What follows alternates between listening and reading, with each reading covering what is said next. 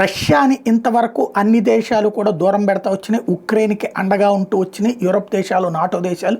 రష్యాకి అండగా ఉన్నటువంటిది అయితే ఆ రోజున ఇరాన్ కావచ్చు, చైనా కావచ్చు, ఇట్లాంటి దేశాలు మాత్రమే అండగా ఉన్నాయి. అయితే ఇప్పుడు రష్యా అమెరికాల మధ్య సంబంధాలు బలోపేతమవుతున్నటువంటి సందర్భం.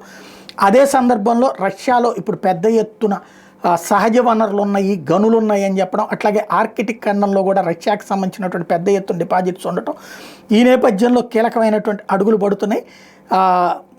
ఉమెన్ ఇప్పుడు డ్యూయల్ సిటిజన్షిప్, రష్యన్స్ని తమ దేశంలో పౌరసత్వం ఇవ్వడానికి రెడీ అంటోంది.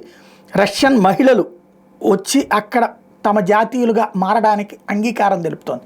తద్వారా ఇప్పుడు రష్యాలో ఏమైపోయిందంటే అనేక మంది సైన్యం ప్రాణాలు కోల్పోయారు. వాళ్ళ మహిళలు, వాళ్ళ భార్యలు ఇప్పుడు ఒంటరైపోయినటువంటి పరిస్థితి.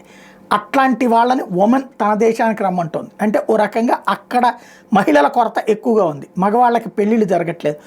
ఆ సందర్భంలో ఈ కొత్త ఎత్తు వేసినట్టు కనబడుతోంది.